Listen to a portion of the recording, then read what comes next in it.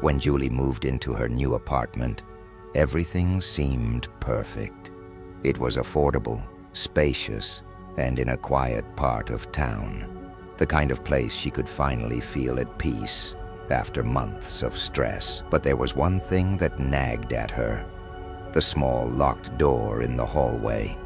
It looked like a closet, but the landlord had told her not to worry about it. Julie lived comfortably, hardly thinking about the door. She unpacked, settled in, and enjoyed the new space. But soon, odd things began to happen.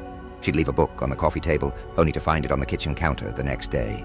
Lights would flicker in the hallway, just for a second, making her wonder if she'd imagined it. One night, she woke up to the unmistakable sound of creaking, like footsteps shuffling across the floor. Sitting up in bed, she stared at the hallway, heart pounding. There was nothing, just the faint hum of the refrigerator in the distance. Except for the door. The locked door, the one she hadn't thought about in days, was now slightly ajar. Her pulse quickened as she stared at it, the small gap revealing nothing but darkness. She hadn't touched it. She knew that for sure. Trying to calm herself, she got out of bed, telling herself the landlord probably left it unlocked by mistake. But as she approached, the air seemed to grow colder. Her hand trembled as she pushed the door fully open. It wasn't a closet. It was a tiny room, just big enough for a chair. And in the corner of that room, sitting motionless on the chair, was the outline of a woman.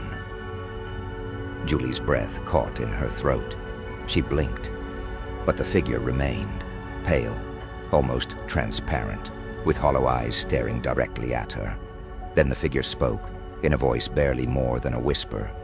"You forgot about me." Julie slammed the door shut and ran to her phone. She dialed the landlord, hands shaking. "Oh," he said calmly when she told him. "I didn't think anyone would remember her. No one usually stays long enough."